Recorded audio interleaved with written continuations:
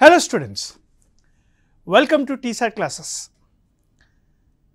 Indian polity constitution కోర్సులో భాగంగా మనం లాస్ట్ క్లాస్లో హిస్టారికల్ బ్యాక్గ్రౌండ్ మరియు ఎవల్యూషన్ ఈ టాపిక్లు అనేది స్టార్ట్ చేసుకోవడం జరిగింది. ఈ టాపిక్లో భాగంగా స్టేజ్ 1 టు స్టేజ్ 3 డిస్కస్ చేసాం. ఈ స్టేజ్ 1 టు స్టేజ్ 3లో government of India act 1909, government of India act 1919 ఈ రెండు చట్టాలని చూడడం జరిగింది. ఒక్కసారి గమనించండి. Government of India act 1909 is also called Minto Morley reforms. ఈ గవర్నమెంట్ ఆఫ్ ఇండియా యాక్ట్ 1909లో మనకి ఫస్ట్ టైం వైస్రాయ్ ఎగ్జిక్యూటివ్ కౌన్సిల్లో భారతీయులని కూడాను ఇంక్లూడ్ చేయడం జరిగింది, తీసుకెళ్ళడం జరిగింది. రెండో విషయం ఏంటి సార్? మెంబర్స్ని పెంచడం జరిగింది. ఇవి రెండు పక్కన పెట్టేస్తే చాలా important. Under the divide and rule policy principle separate electoral college for ముస్లిమ్స్ని తీసుకొని రావడం జరిగింది. For the first time a separate electoral college for Muslims was introduced. అంటే ఏంటి? ఎక్కడైనా ఒక వ్యక్తి ముస్లిం కంటెస్ట్ చేస్తే అక్కడ ఓన్లీ ముస్లిమ్స్ మాత్రమే ఓటు వేయాలి, వేరే వాళ్ళు ఓటు వేయకూడదు. This is a kind of political reservations. Minto is called the father of separate electoral college in India. Communal representation అని కూడా అంటారు దీన్ని. మరి రెండోది ఏంటి sir? Government of India act 1919. Government of India act 1919 is also called Montagu-Chelmsford. It's also called Montagu-Chelmsford reforms. Montagu-Chelmsford రిఫార్మ్స్లో చాలా important. For the first time, right, this act introduced devolution of authority, decentralization, or it is also called devolution of authority. Ela? By introducing a concept called diarchy, dual government at provinces. Diarchy was introduced at provinces. అదేవిధంగా Montagu-Chelmsford రిఫార్మ్స్లో for the first time bicameral legislature was introduced. Bicameral legislature అంటే dual houses, ద్విసభలు. ఇప్పుడు ఇండియాలో పార్లమెంట్లో బైకామరలే ఉంటుంది కదా, లోక్సభ, రాజ్యసభ, అలా 2 houses. Central legislative assembly, central legislative council, అలా అనమాట. So bicameral legislature was introduced. ఈ 1919 చట్టం ద్వారానే the separate electoral college was also extended. ఎవరెవరికి ఎక్స్టెండ్ చేశారు? ఆంగ్లో ఇండియన్స్కి, ఇండియన్ క్రిస్టియన్స్కి, యూరోపియన్స్కి, సిక్కులకు, ఈ 4 వర్గాలకు ఈ సపరేట్ ఎలక్టోరల్ కాలేజ్ని ఎక్స్టెండ్ చేశారనమాట. ఈ సపరేట్ ఎలక్టోరల్ కాలేజ్ ఏ చట్టం ద్వారా స్టార్ట్ అయింది? మింటో-మార్లే రిఫార్మ్స్ 1919 చట్టం ద్వారా, 1909 చట్టం ద్వారా స్టార్ట్ అయింది. ఎవరు స్టార్ట్ చేశారు? మింటో స్టార్ట్ చేశాడు. ఎవరు స్టార్ట్ చేశాడు? ముస్లిమ్స్కి స్టార్ట్ చేశాడు. ఆ చట్టం ద్వారా స్టార్ట్ అయిన సపరేట్ ఎలక్టోరల్ కాలేజ్ 1919 చట్టం ద్వారా ఎవరికి ఎక్స్టెండ్ అయింది అని అంటే Anglo Indians, Indian Christians, European settled in India, అదేవిధంగా ఇండియన్ సిక్కులకి, ఈ 4 వర్గాలకు కూడా ఎక్స్టెండ్ అయింది. చూడండి, డివైడ్ అండ్ రూల్ పాలసీ. దీనే డివైడ్ అండ్ రూల్ పాలసీ అని కూడా అంటాం. ఇది Montagu-Chelmsford రిఫార్మ్స్. Montagu-Chelmsford రిఫార్మ్స్ ద్వారా మనకి 1919 కదా, 1919 Montagu-Chelmsford రిఫార్మ్స్ ద్వారా నెక్స్ట్ చట్టం ఇవ్వాలి. ఈ నెక్స్ట్ చట్టాన్ని ఇవ్వాలి కాబట్టి 1927లో బ్రిటిష్ గవర్నమెంటు సైమన్ కమిషన్ ఏర్పాటు చేశారు. బ్రిటిష్ గవర్నమెంట్ సైమన్ కమిషన్ ఏర్పాటు చేశారు. ఎందుకని? 2 కారణాలకి. The Simon or Simon commission was established for 2 reasons. Reason number 1, to study and review the working of 1919 Act. ఈ 1919 చట్టం ఎలా ఉంది, ఎలా పనిచేస్తుంది, దాని యొక్క పనితీరు మీద స్టడీ చేయడానికి సైమన్ కమిషన్ పెట్టారు. రెండోదేంటి? To provide recommendations for the next act. Next చట్టం ఎలా ఉండాలి, సో దీని మీద రికమెండేషన్స్ కోసం కూడాను సైమన్ కమిషన్ పెట్టారు. మరి ఇండియన్ నేషనల్ కాంగ్రెస్ సైమన్ కమిషన్ని రిజెక్ట్ చేసింది. ఎందుకని? There is no Indian member as part of Simon commission. అంతా బ్రిటిష్ వాళ్ళే ఉన్నారనమాట. మరి భారతదేశానికి చట్టం ఇస్తూ భారతీయులని కమిటీలో వేయకపోవడం అనేది ఇండియన్ నేషనల్ కాంగ్రెస్ ఒప్పుకోలేదు. బట్ సైమన్ కమిషన్ అయితే తన రికమెండేషన్స్ ఇచ్చేసింది. సైమన్ కమిషన్ ఇచ్చిన రికమెండేషన్స్ ద్వారా 1 second. సో సైమన్ కమిషన్ ఇచ్చిన రికమెండేషన్స్ ద్వారా 3 రౌండ్ టేబుల్ కాన్ఫరెన్సెస్ జరిగాయి. There are 3 round table conferences held. ఈ 3 రౌండ్ టేబుల్ కాన్ఫరెన్సెస్ ఎక్కడ జరిగాయి సార్ అంటే లండన్లో జరిగాయి. లండన్లో 3 రౌండ్ టేబుల్ సమావేశాలు జరిగాయి. అన్ని 3 రౌండ్ టేబుల్ కాన్ఫరెన్సెస్కి అటెండ్ అయిన ఒకే ఒక భారతీయుడు ఎవరు సార్ అంటే డాక్టర్ బిఆర్ అంబేద్కర్ గారు. డాక్టర్ బిఆర్ అంబేద్కర్ గారు అన్ని 3 రౌండ్ టేబుల్ కాన్ఫరెన్సెస్కి అటెండ్ అయ్యాడు. ఎందుకని? ఈ 3 రౌండ్ టేబుల్ కాన్ఫరెన్సెస్లో సైమన్ కమిషన్ ఇచ్చిన రికమెండేషన్స్ మీద చర్చ జరుగుతుందన్నమాట. మహాత్మా గాంధీ గారు 2nd round table conferences attend అయ్యాడు. మహాత్మా గాంధీ గారు 2nd రౌండ్ టేబుల్ కాన్ఫరెన్స్ని అటెండ్ అయ్యాడు. ఈ 3 రౌండ్ టేబుల్ కాన్ఫరెన్సెస్ అయ్యాక గవర్నమెంటు ఒక చట్టం తీసుకొచ్చింది. దాన్నే గవర్నమెంట్ ఆఫ్ ఇండియా యాక్ట్ 1935 అని అంటాం. అంటే 1919 చట్టం, Simon commission to review 1919 act. దీని మీద 3 రౌండ్ టేబుల్ కాన్ఫరెన్సెస్ జరిగాయి. ఈ 3 రౌండ్ టేబుల్ కాన్ఫరెన్సెస్లో సైమన్ కమిషన్ ఇచ్చిన రికమెండేషన్స్ మీద చర్చ జరిగింది. సో ఇవన్నీ కూడాను డీటెయిల్గా చర్చించాక గవర్నమెంట్ ఆఫ్ ఇండియా యాక్ట్ 1935 తీసుకొచ్చారనమాట. గవర్నమెంట్ ఆఫ్ ఇండియా యాక్ట్ 1935 గురించి ఒక 3 విషయాలండి. ఒకటి, this is the most consulted act. What is the meaning of most consulted? ఇంతకు ముందు వచ్చిన చట్టాలన్నీ కూడాను బ్రిటిష్ వాళ్ళకు కావాల్సినట్టుగా వాళ్ళు ఇచ్చేసుకున్నారు, వాళ్ళు తీసేసుకున్నారు. భారతీయులని ఎక్కువ శాతం కన్సల్ట్ చేసి తీసుకొచ్చిన చట్టము గవర్నమెంట్ ఆఫ్ ఇండియా 1935. రెండోది, right, constitution of India in 1950 replaced. రాజ్యాంగం ఏదైతే 1950లో వచ్చిందో, రాజ్యాంగము ఏ చట్టాన్ని రీప్లేస్ చేసి వచ్చిందంటే గవర్నమెంట్ ఆఫ్ ఇండియాకి 1935. అంటే గవర్నమెంట్ ఆఫ్ ఇండియాకి 1935 రాజ్యాంగం అమల్లోకి వచ్చే వరకు ఇండియాలో అమల్లో ఉంది అని దాని ఉద్దేశం.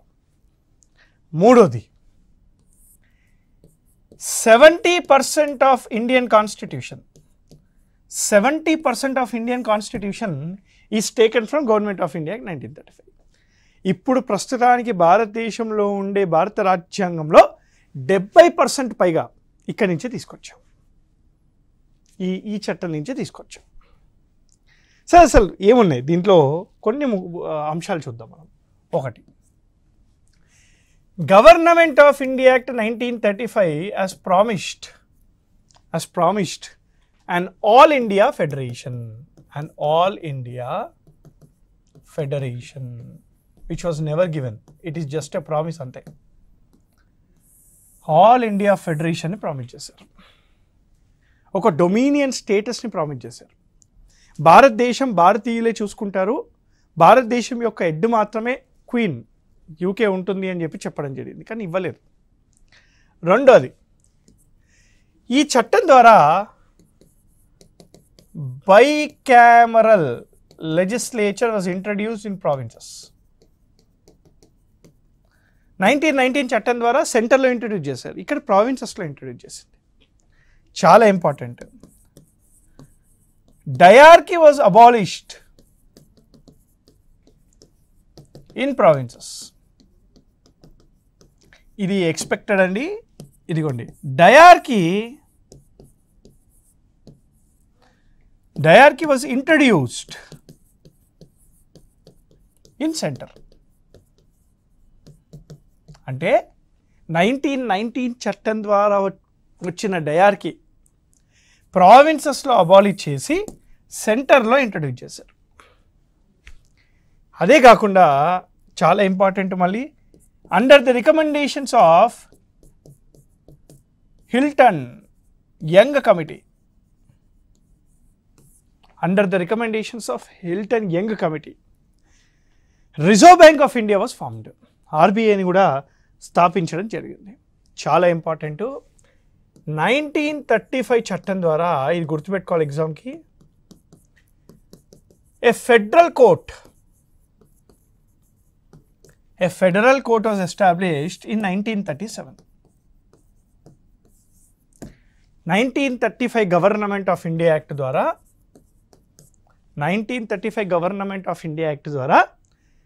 1937లో ఒక ఫెడరల్ కోర్ట్ని ఫామ్ చేశారు. అయితే ఎందుకు ఇంపార్టెంట్ అన్నానంటే, ఈ ఫెడరల్ కోర్ట్ని January 28, 1950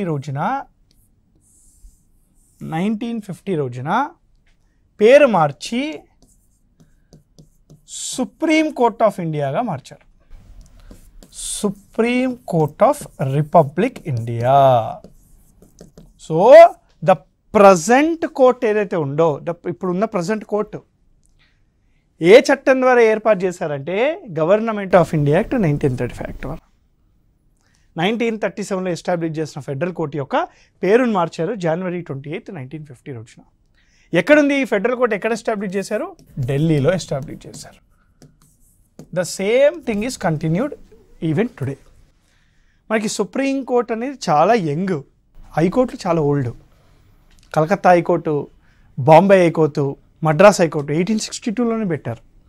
అలహాబాద్ హైకోర్టు 1866లో పెట్టారు. ఇండియాలో హైకోర్ట్స్ అనేవి చాలా older than the supreme court of India. ఇది మన స్టేజ్ 3. స్టేజ్ 3లో ఏం జరిగిందంటే ఇవన్నీ విషయాలు జరిగాయి. అంటే స్టేజ్ 1లో East India company came to India as a commercial body. Then stage 1 end అయిపోయేసరికి East India company is now both commercial and political body. Stage 2, East India company is regulated by British parliament చట్టాల ద్వారా. Stage 2 end అయ్యే కల్లా East India company యొక్క commercial functions పోయాయి, only administrative body అయింది. 1857 సిపాయి mutiny, సిపాయి తిరుగుబాటు వల్ల ఈస్ట్ ఇండియా కంపెనీ మొత్తానికి పోయింది. డైరెక్ట్ క్రౌన్ రూల్ వచ్చింది 3rd స్టేజ్లో. మెల్లిగా చిన్నగా సంస్థలు ఏర్పాటు చేశారు, ఎన్నికలు ఇంట్రడ్యూస్ చేశారు. ప్రావిన్షియల్ లెజిస్లేచర్స్ అంటే స్టేట్లలో శాసనసభలు పెట్టడం జరిగింది, ఆర్బీఐ పెట్టడం జరిగింది, కోర్టు వ్యవస్థను తీసుకొచ్చారు, రైట్. ఎన్నికలు జరపడం జరిగింది. భారతీయులకు ఎక్కువగా ప్రాముఖ్యత ఇవ్వడం జరిగింది, భారతీయులు ఇన్వాల్వ్ అవ్వడం జరిగింది, భారతీయులకి ఎడ్యుకేషన్ ఇవ్వడం జరిగింది, పొలిటికల్ ఎడ్యుకేషన్ ఇవ్వడం జరిగింది, ఎకనామిక్ ఎడ్యుకేషన్ ఇవ్వడం జరిగింది. మరి మనకి ఎడ్యుకేషన్ ఇస్తే ఊరికే ఉంటాం, అలు ఓరు ఫస్ట్ ఎందుకున్నావు బయటికి వెళ్ళిపో అని అంటాం. అదే జరిగింది 3rd స్టేజ్లో. అంటే బ్రిటిష్ వాళ్ళ ద్వారా కొద్దిగా అవేర్నెస్ వచ్చి బ్రిటిష్ వాళ్ళు ఏం అన్యాయం చేస్తున్నారో తెలుసుకొని బ్రిటిష్ వాళ్ళ వెనకాలనే పోరాటం చేస్తాం. అందుకే ఇండియా స్ట్రగుల్ ఫర్ ఇండిపెండెన్స్ అని కూడా అంటాం ఈ స్టేజ్ని. సో World War II వచ్చింది 1939లో. World War II తర్వాత బ్రిటిష్కి అర్థమైపోయింది దేశానికి స్వాతంత్రం ఇవ్వాల్సిందే. ఇండియన్స్కి ఇచ్చేసారు, ఇండియాని ఇండిపెండెంట్గా ఉండాల్సిందే, ఇంకా లేదు, దేర్ ఇస్ నో ఛాన్స్. ఇంకో విషయం చెప్పాలంటే ఇండియాలో ఏం మిగలలేదు కూడా, అన్నీ తీసేసుకొని వెళ్ళిపోయారు. బెంగాల్ ఫెమైన్, అప్పుడు తిండి లేక 1 కోటి మంది దాకా చనిపోయారంట 1947 ఆ టైంలో. బెంగాల్ ఫెమైన్ వచ్చింది, మద్రాస్ ఫెమైన్ వచ్చింది, బాంబే ప్లేగ్ వచ్చింది. This lot of curse, this lot of crisis. మరి ఊరికే ఇచ్చేస్తే భారతీయులు భారతదేశాన్ని ఎలా చూసుకుంటారు?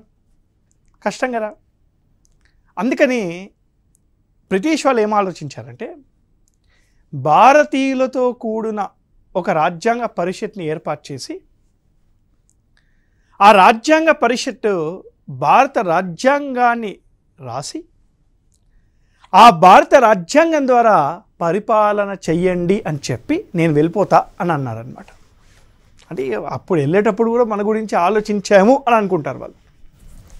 అంటే 1946లో under the recommendations of cabinet mission plan a constituent assembly was formed.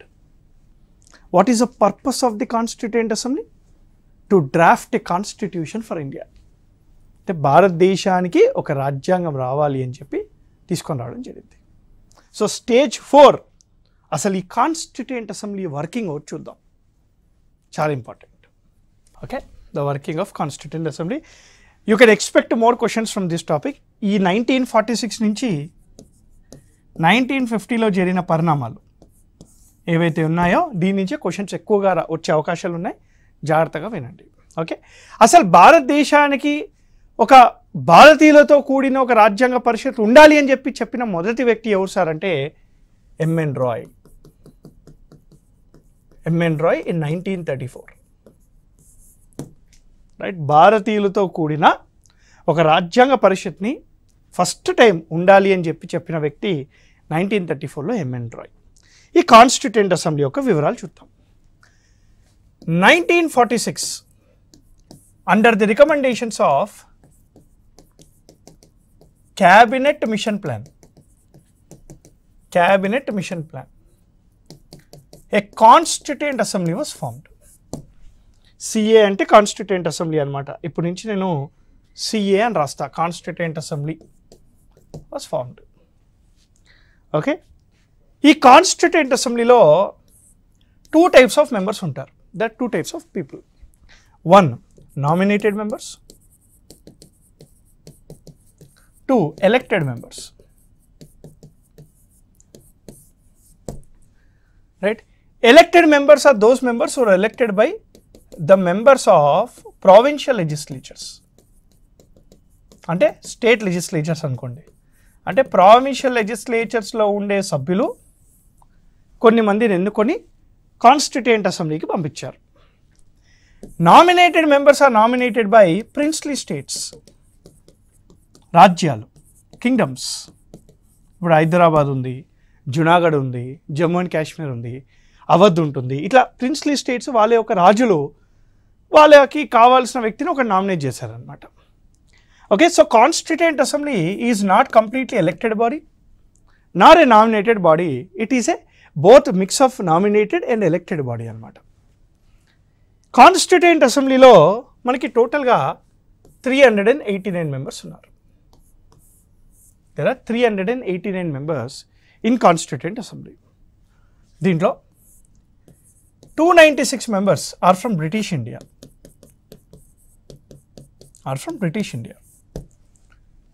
93 members are from princely states.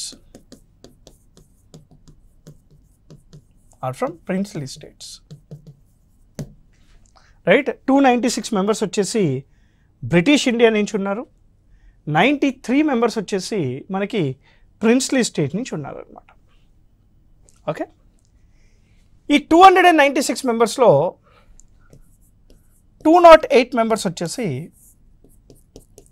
Indian National Congress నుంచి ఉన్నారు. రైట్, ఇండియన్ నేషనల్ కాంగ్రెస్ నుంచి 208 మంది సభ్యులు ఉండడం జరిగింది.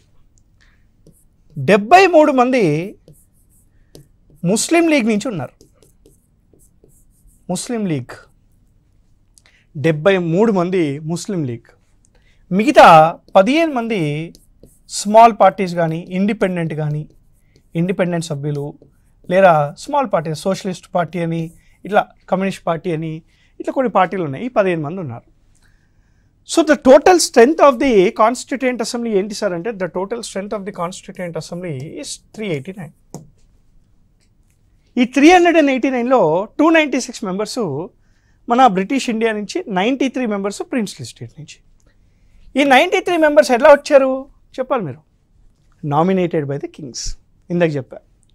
ఈ 296 members elected by the members of the provincial legislatures. దీంట్లో కాంగ్రెస్ నుంచి 208, ముస్లిం లీగ్ నుంచి 73, ఇండిపెండెంట్ స్మాల్ పార్టీస్ నుంచి 15 మంది. Muslim league already constituent assembly boycott చేసింది. ఏమని? నాకు సపరేట్ దేశం కావాలి, సపరేట్ దేశానికి నాకు సపరేట్ కాన్స్టిట్యూయెంట్ అసెంబ్లీ కావాలి, మేమందరం కూర్చొని ఒక రాజ్యాంగం రాసుకుంటాము ఆ సపరేట్ దేశానికి అని చెప్పింది. అది అయ్యే పని కాదని వాళ్ళకు కూడా తెలుసు. అక్కడ ఈ 75 సంవత్సరాల తర్వాత ఇప్పుడు కూడా తెలుస్తుంది. When a country is divided by religion it will not sustain, it will be in crisis. Today's Pakistan, or if you look at Bangladesh, is divided on the basis of religion from India, not on basis of administration. Religion basis మీద divide అయిన countries అనేవి అంత సస్టైనబుల్గా ఉండవు, క్రైసిస్లో ఉంటాయి. 1950లో 1947లో India Pakistan ఏర్పాటు చేసినప్పుడు ఇద్దరు growth story ఒకేలాగా ఉండాలి కదా. పోనీ ఇండియా మొత్తం పక్కన పెడదాం, మన ఉత్తరప్రదేశ్ని తీసుకుందాం. Can we compare UP to Pakistan? ఏది గొప్పగా ఉందంటే యూపీఏ గొప్పగా ఉంది. మరి 75 సంవత్సరాల తర్వాత ఎలా గ్రో అవ్వాలి పాకిస్తాన్? మళ్ళీ it is a land of seas, land of ocean, land of rivers. It is a land of river అంటారు, సీస్ కాదు. 5 నదులు ఉంటాయి పాకిస్తాన్లో, పచ్చని పొలాలు ఉంటాయి. మరి ఎందుకు గ్రో అవ్వలేదు? Geographically not located well, religious lines మీద డివైడ్ అయింది కాబట్టి. I'm not going into that, let's come back. మరి కాన్స్టిట్యూయెంట్ అసెంబ్లీ యొక్క వర్కింగ్ చూడండి. December 9th, 1946. December 9th, 1946. The first meeting of Constituent Assembly held. Right? December 9th, 1946 రోజున constituent assembly యొక్క first meeting జరిగింది. అదే రోజు doctor Sachchidananda Sinha was temporarily appointed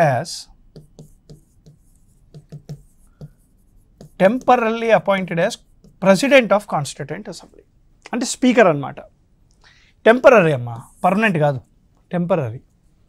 అంటే first meeting of the constituent assembly అదే రోజు ముస్లిం లీగ్ బాయ్కాట్ చేసింది. Doctor Sachchidananda Sinha, right, French constitution, following the French constitution, because he is the senior most member. Being the senior most member of the House, he is appointed as the President of the Constituent Assembly, temporary-గా appoint చేశారు. December 11th, 1946, doctor Babu Rajendra Prasad, H.C. Mukherjee,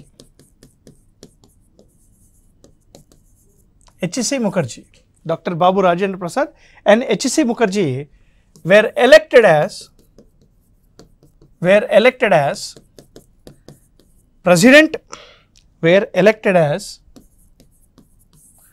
President and Vice President of Constituent Assembly.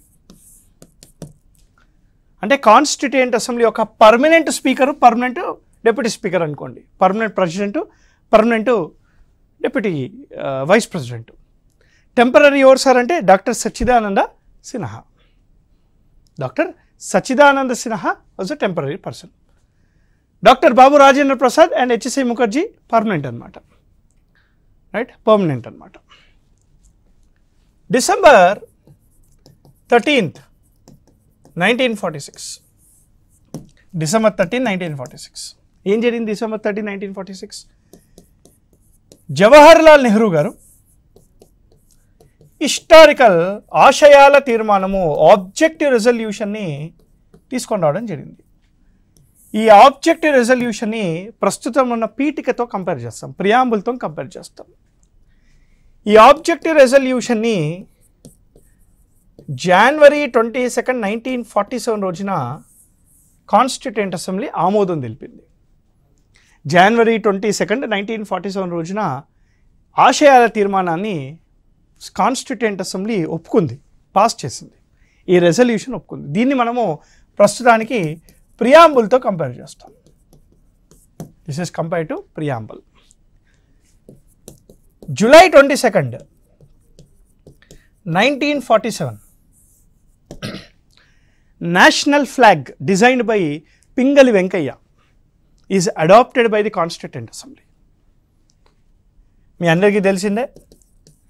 August 15, 1947 India attains independence. ఇంకా రాజ్యాంగం లేదు. Constituent assembly అందుకే continue చేశారు. భారతదేశానికి స్వాతంత్రం అయితే ఇచ్చేశారు. అరే మీ రాజ్యాంగం మీరు రాసుకోండి, నాకు సంబంధం లేదు అని చెప్పి ఇచ్చేశారు అనమాట. చాలా important sir. August 29, 1947 August 29, 1947 drafting committee was formed. Drafting కమిటీని ఫామ్ చేశారు to draft the constitution of India. Who is the chairman of the drafting committee sir? Doctor BR Ambedkar. Doctor BR అంబేద్కర్తో పాటు ఇంకో 6 మంది ఉన్నారు. ఎవరు సార్ వాళ్ళు? ఎన్ మాధవరావు కానీ, కేఎన్ మున్షి కానీ, టిటి కృష్ణమాచారి కానీ, సయ్యద్ సదుల్లా కానీ, గోపాలకృష్ణ అయ్యంగార్ కానీ, కృష్ణస్వామి అయ్యార్, ఈ 6గురితో పాటు డాక్టర్ బిఆర్ అంబేద్కర్ గారు, టోటల్ 7 మెంబర్స్ ఉన్నారనమాట. వీళ్ళు రైట్ ఫస్ట్ డ్రాఫ్ట్ని మన 1948 ఫిబ్రవరిలో ఇవ్వడం జరిగింది. మొదటి ముసాయిదుని ఇచ్చారు.